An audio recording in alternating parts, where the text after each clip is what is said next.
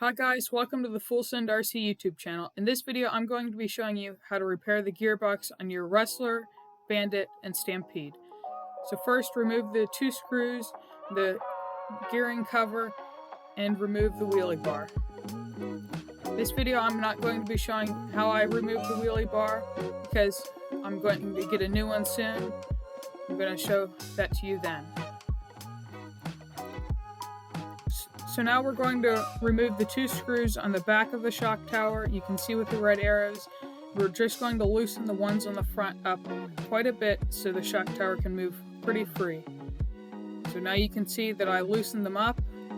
Now we're going to remove the 6 screws that are on the bottom of the chassis. All screws you have to remove are marked with red arrows. Now we're going to remove the 2 screws that hold on the A-arms. We're also going to remove both drive shafts. Once you get all those screws removed, push the shock tower forward, and you can pry up gently with your hand on the gearbox. It should come off freely. So now remove the 6 screws that hold the gearbox together. You can pause the video to see which screws those are. So now that those screws are removed, you can pull apart the gearbox. This can be done very gently, pressing on the differential to get the halves to separate. You're going to want to get a paper towel out because there's lots of grease inside the gearbox and you don't want to get that all over your table or your work area. It can also be useful to wipe off your hands. So now we're going to remove the differential first. It's the big giant gear in there. I'm not going to be showing you anything inside the differential this video. That is a lot more technical than the gearbox. So we're going to want to remove all of the bearings and washers. I lay them out on my paper towel so I can keep them all in order, so when I put it back together, I don't get anything mixed up. If there's any washers inside your gearbox, you're going to want to make sure that those go in the right spot because your gearbox can bind if they're not.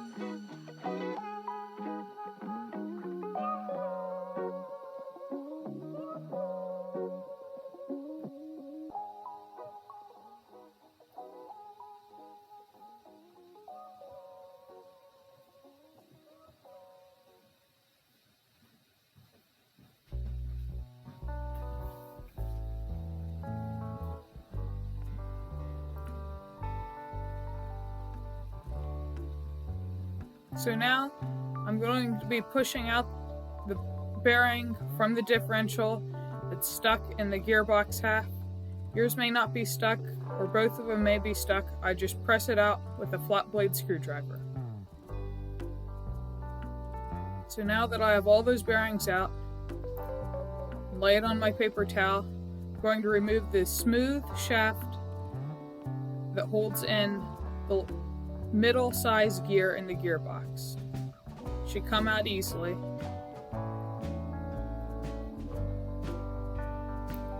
So this shaft probably has 1 bearing on it.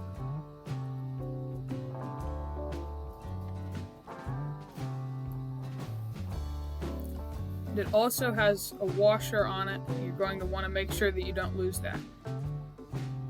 I get it all laid out how it came out of the gearbox. I'm going to remove the bearing that was stuck inside for this slipper clutch shaft. I pry that out with a screwdriver as well.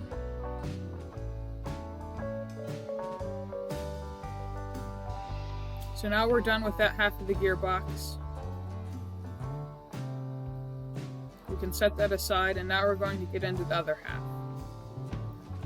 So with the medium-sized gear, you can just pull that out with your fingers.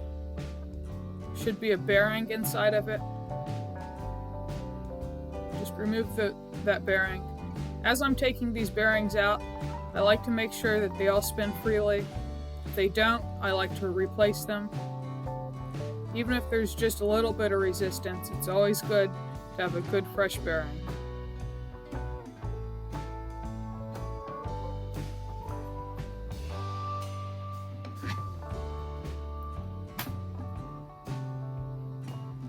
So now I'm going to remove the slipper clutch shaft.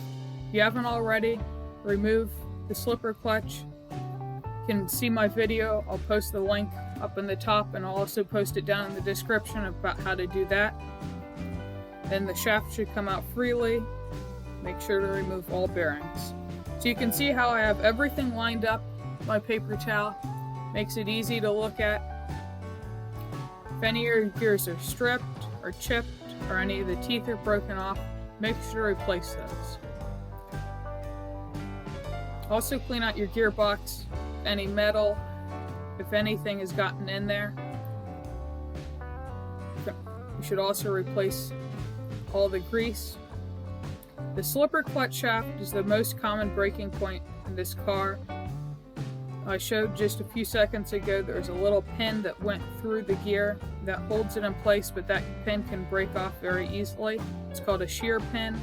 So if you put too much torque into the gearbox, it'll break off so you don't break something else. So I always like to have one of those handy because I break those off.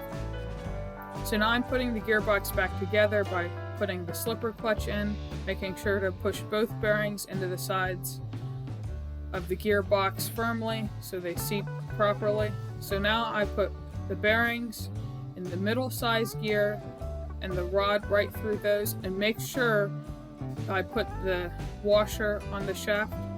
I press that in the half of the gearbox, doesn't really matter which side. So now I put the slipper clutch shaft back in.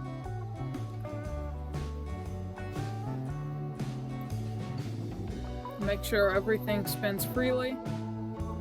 Put all the bearings in. I press the two halves together. It can be a little bit tricky getting it lined up. If your gearbox has a piece of electrical tape on the bottom, make sure that that doesn't get stuck inside. After I get a couple of screws tightened, I like to make sure that the shaft spins freely. If it does, I know we've got it all back together properly. So I tighten the screws and put it back in. You can just follow the steps that you did to take it apart to get it back together. I don't want to make this video too long for you guys. Thanks for watching. Don't forget to subscribe and turn the notifications on. If you like this video, make sure to hit the like button down below.